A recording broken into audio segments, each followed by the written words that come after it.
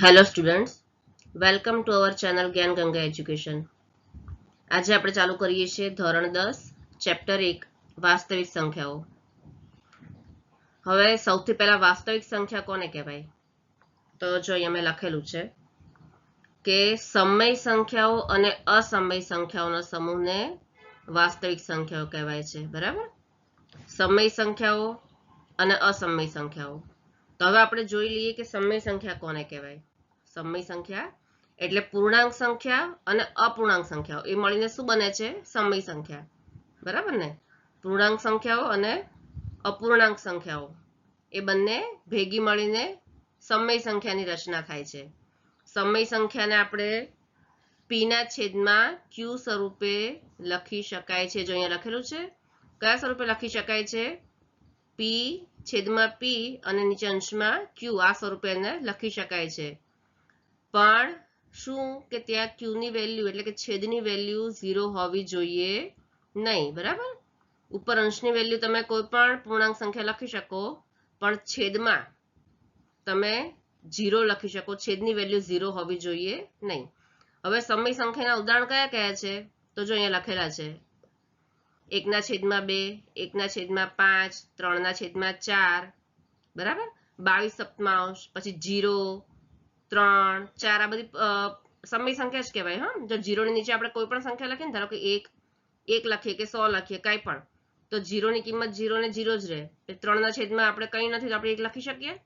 3 ના છેદમાં 1, 4 ના છેદમાં 1, તો અંશ અને છેદ થયા ને બંને. તો આ બધી સંખ્યા કઈ કહેવાય? સમય સંખ્યા કહેવાય. પછી અહીંયા જો લખેલું છે કે 0 છે અને પછી પોઈન્ટ છે. પોઈન્ટ પછી 1 2 1 2 1 2. બરાબર? એટલે આ રીતે સંખ્યા એકની એક સંખ્યા રિપીટ થાય છે. પોઈન્ટ પછી કોઈ પણ સંખ્યા રિપીટ થાય ને તો એ બધી સમય સંખ્યામાં આવે. જે એવું બીજું ઉદાહરણ છે, પોઈન્ટ પછી 3 3 3 3 3. બરાબર? એટલે પોઈન્ટ પછી રિપીટ થાય એકની એક સંખ્યા, તે બધી સંખ્યા શેમાં આવશે? સમય સંખ્યાઓમાં આવશે. હવે જો પૂર્ણાંક સંખ્યા અને અપૂર્ણાંક સંખ્યા, તો પૂર્ણાંક સંખ્યા એટલે કઈ? આપણે ધોરણ 8 માં ભણી ગયા છીએ કે પૂર્ણાંક સંખ્યા કોને કહેવાય? તો કહે છે કે પ્રાકૃતિક સંખ્યા અને પૂર્ણ સંખ્યા, આ બંને સંખ્યા સાથે મળીને કઈ સંખ્યા બને છે? પૂર્ણાંક સંખ્યા. બરાબર ને?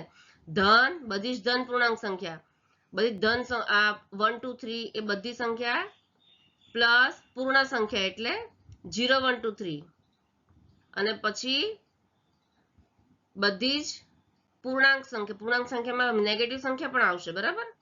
તો આ બધી સંખ્યા ભેગી થઈને શું થાય છે? પૂર્ણાંક સંખ્યાની રચના થાય છે. પછી આવશે અપૂર્ણાંક. ચલો, અપૂર્ણાંક સંખ્યા કોને કહેવાય? તો અપૂર્ણાંક સંખ્યા બે પ્રકારની હોય છે.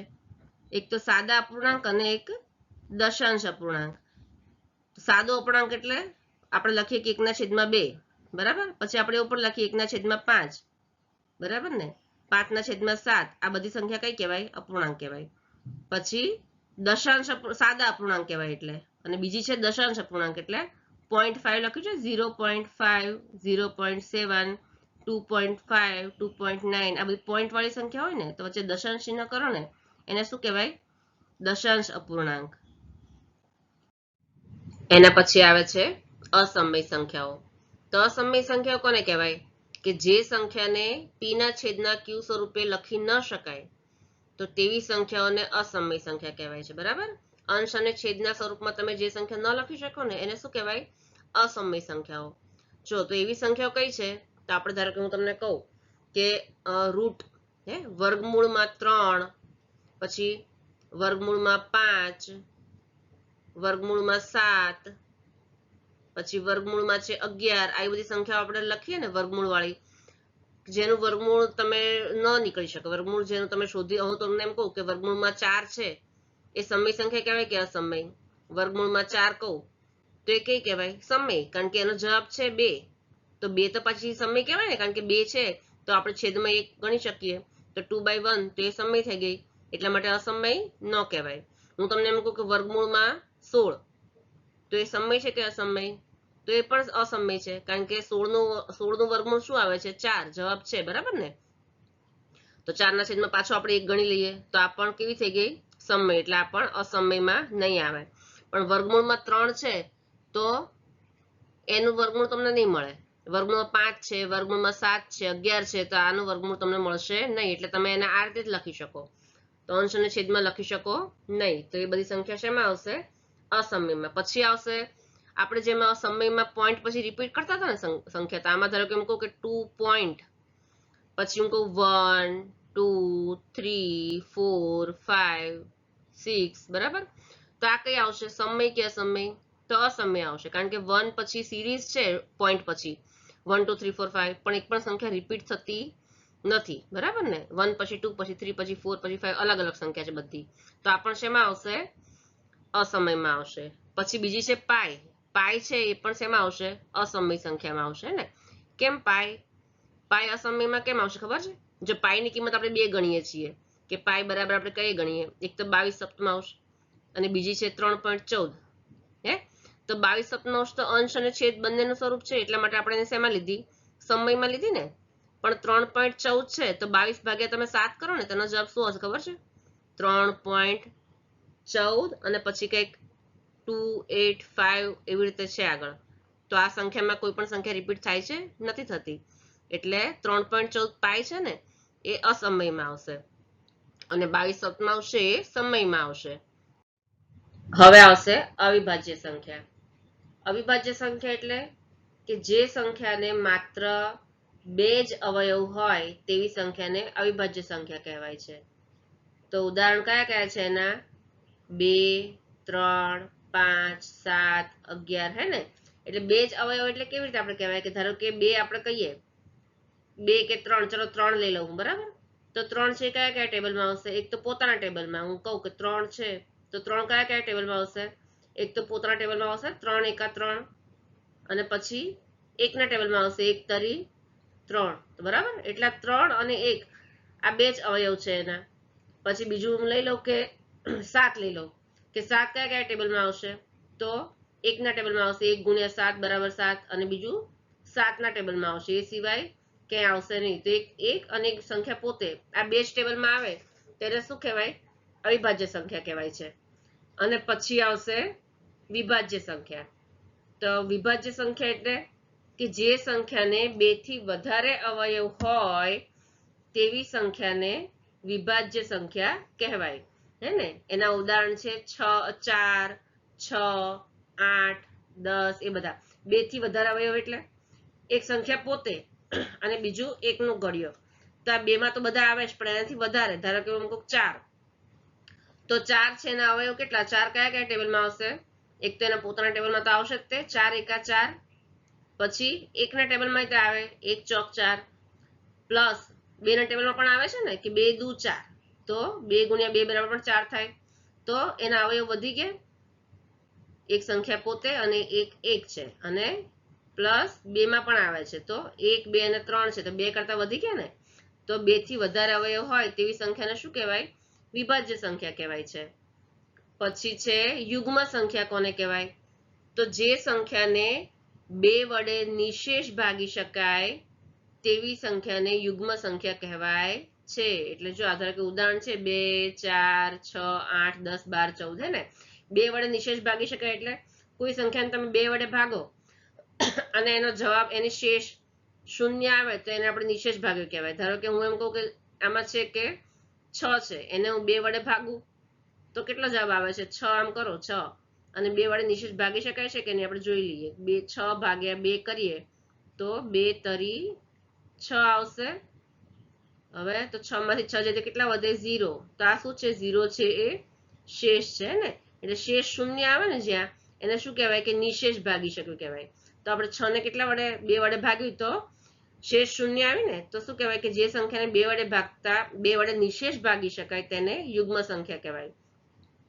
એવી રીતે આ દરેક સંખ્યાને તમે 2 વડે ભાગશો ને તો એનો શેષ તમને શૂન્ય જ આવશે.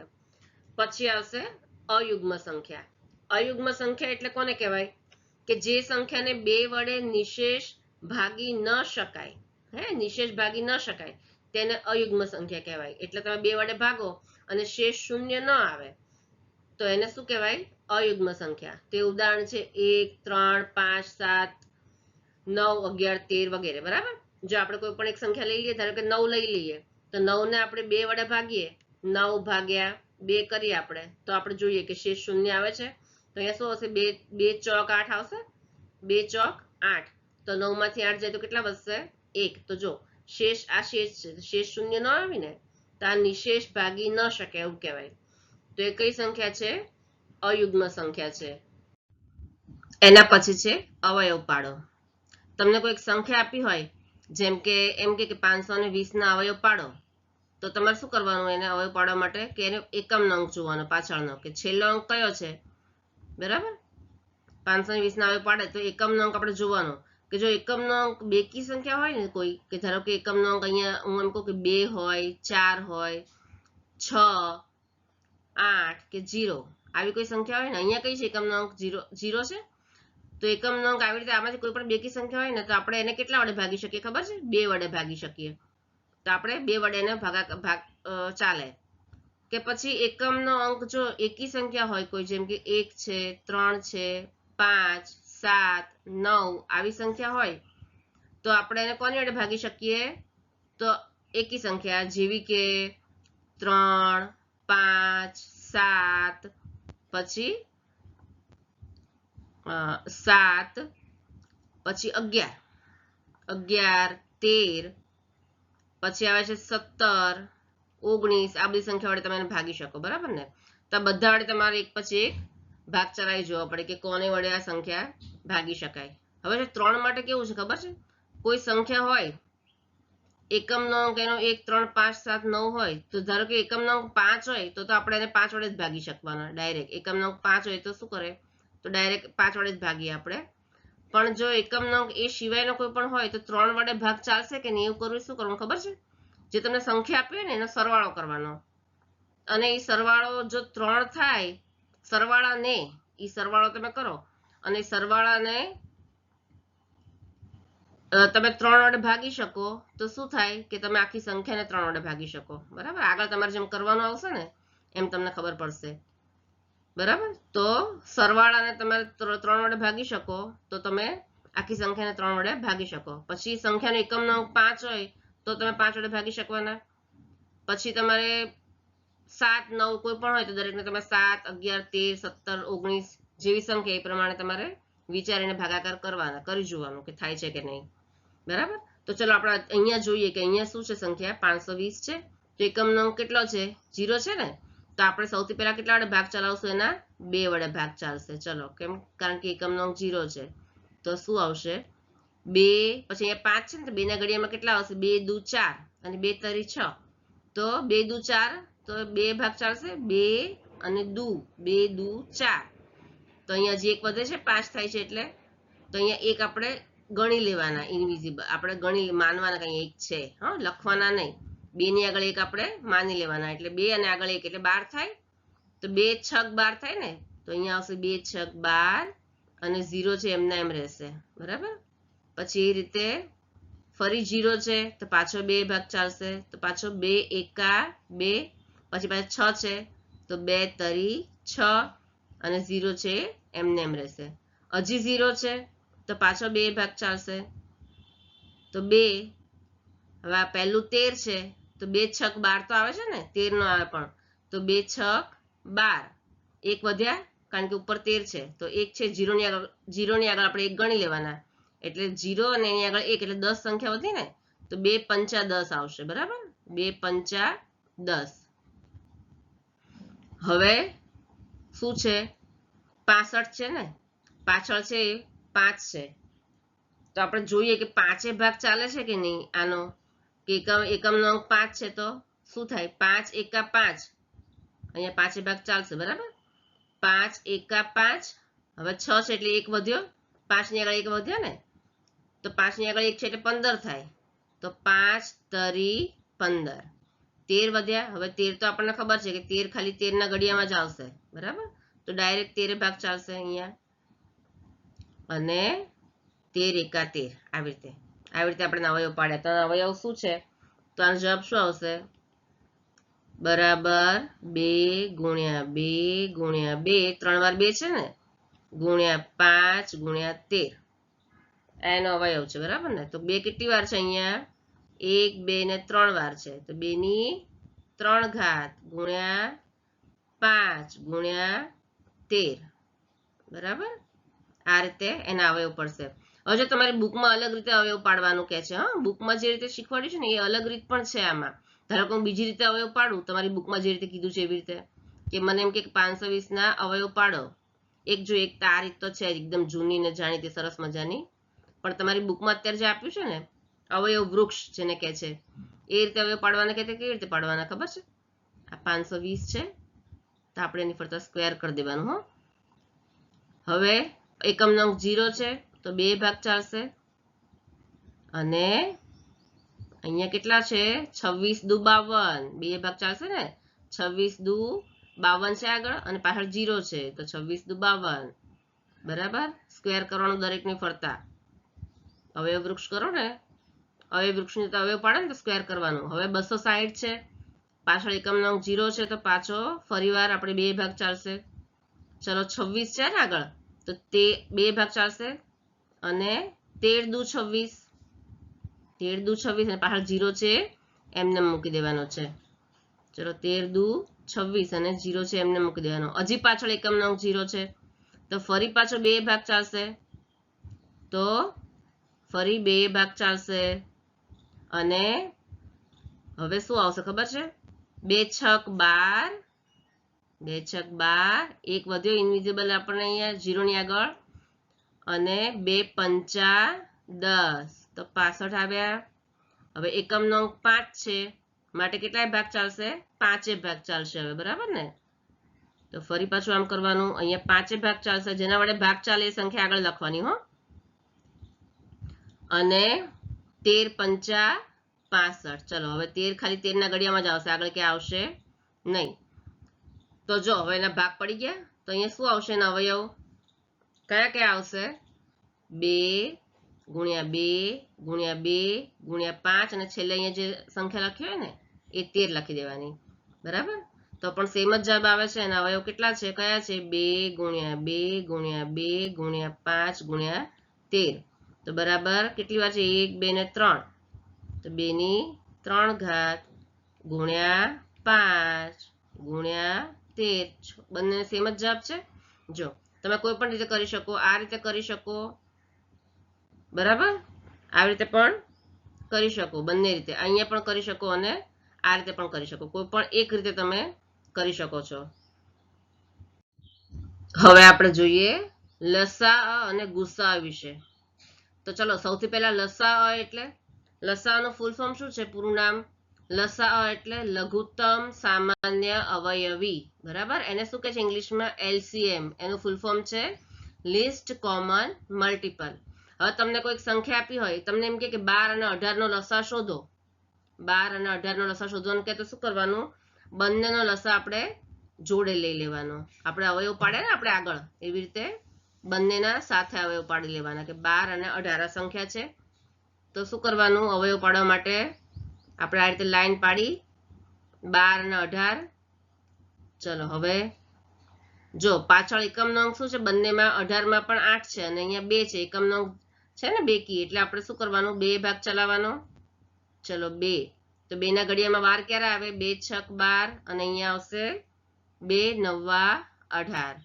હવે જ્યાં સુધી 2 ભાગ ચાલે ને ત્યાં સુધી 2 ભાગ જ ચલાવવાનો હો જો અહીંયા 6 છે એટલે 2 ભાગ ચાલશે બરાબર અહીંયા 9 છે તો 2 ભાગ નહીં ચાલે તો શું કરવાનું હજી 2 ભાગ ચાલે છે ને તો 2 તરી 6 અને 9 છે એ 2 ના ઘડિયામાં નહીં આવે એટલે શું કરવાનું 9 છે એમને એમ જ મૂકવાના ચલો હવે 3 અને 9 છે તો બંને 2 ના ઘડિયામાં નહીં આવે પણ શું બંને 3 ના ટેબલમાં તો આવશે ને એટલે 3 ભાગ ચલાવવાના 3 તો 3 એકા 3 અને અહીંયા આવશે 3 તરી 9 ચલો હવે શું કરવાનું કયા ટેબલમાં આવશે એક તો ક્યાંય આવશે જ નહીં એટલે એક આપણે એમને મૂકી દેવાનો અને 3 છે એક 3 ના ટેબલમાં આવશે એટલે પાછો અહીંયા 3 મૂકવાનો અહીંયા એક એમને રાખવાનો અને 3 છે 3 એકા 3 તો નીચે એક આવી ગયા તો શું આવશે બંનેના LCM શું આવશે લસા 2 ગુણ્યા 2 ગુણ્યા 3 ગુણ્યા 3 બરાબર તો આપણે શું લખવાનું અહીંયા કે લસા બરાબર કોનો છે લસા 12 અને 18 નો કીધો છે ને 12 અને 18 એનો લસા કેટલો છે 2 ગુણ્યા 2 ગુણ્યા કેટલા છે 3 ગુણ્યા 3 બરાબર તો બરાબર શું આવશે જો અહીંયા છે ને કયા મેં લખ્યા આ 2 ગુણ્યા 2 ગુણ્યા 3 ગુણ્યા 3 તો 2 કેટલી વાર છે 2 ગુણ્યા 2 4 2 દુ 4 2 ની 2 ઘાત ગુણ્યા 3 ની 2 ઘાત બરાબર ને તો કેટલા થાય 2 દુ 4 4 ગુણ્યા 3 તરી 9 તો કેટલા થશે 9 ચોક 36 તેનો લસા શું આવશે બંનેનો લસા 12 અને 18 નો લસા શું આવશે 36 આવશે હવે એના પછી આપણે શું આવશે ખબર છે ગુસા આવશે હવે છે ગુસા ગુસા એટલે શું ગુસાનું ફૂલ ફોર્મ શું થાય ગુરુત્તમ સામાન્ય અવયવ શું થાય છે ગુરુત્તમ સામાન્ય અવયવ એને શું કહે છે HCF પણ કહે છે HCF એટલે હાઈએસ્ટ કોમન ફેક્ટર ઇંગ્લિશમાં શું કહે છે HCF અને બીજું શું નામ છે ખબર છે GCD આવું પણ કહે છે એને એનું ફૂલ ફોર્મ શું છે GCD નું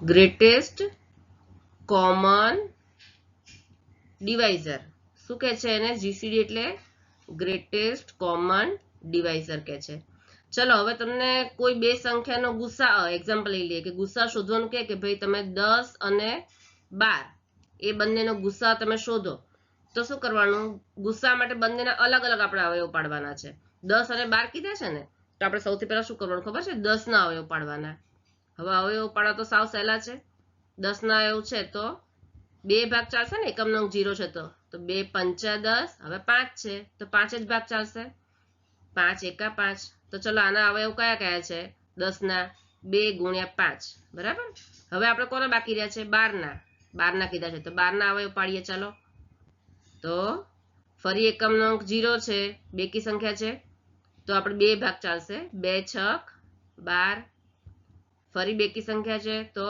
2 તરી 6 હવે 3 છે ખાલી તો આપણને ખબર છે કે 3 તો ખાલી 3 ના ટેબલમાં જ આવશે તો 3 એકા 3 તો આના ભાગ કયા છે આના અવયવ 2 ગુણ્યા 2 ગુણ્યા 3 બરાબર ને હવે આપણને ગુસા કીધો છે તો આપણે શું લખવાનું અહીંયા બંનેનો ગુસા કેટલો થાય ગુસા કોનો ગુસા છે 10 અને 12 નો ગુસા કીધો છે તો આપણે શું લખવાનું ગુસા કૌંસમાં 10, 12 તો બંનેનો ગુસા કેટલો થાય તો બંનેના અવયવ જોવાના કે બંનેમાં કયા કયા અવયવ છે તો અહીંયા 2 છે તો અહીંયા પણ 2 છે બંનેમાં 2 છે ને પછી અહીંયા 5 છે તો આ બાજુ 5 છે કે નથી અહીંયા 2 ને 3 છે તો સામે 2 ને 3 નથી તો ગુસા એટલે શું ખબર છે કે બંનેમાં જે કોમન આવતું હોય ને ધારો કે 2 અહીંયા છે તો 2 આ બાજુ પણ છે તો બંનેમાં જે કોમન આવતું હોય ને એને શું કહેવાય ગુસા કહેવાય તો બંનેમાં કોમન કેટલા છે ખાલી 2 જ છે તો 2 શું થશે 10 અને 12 નો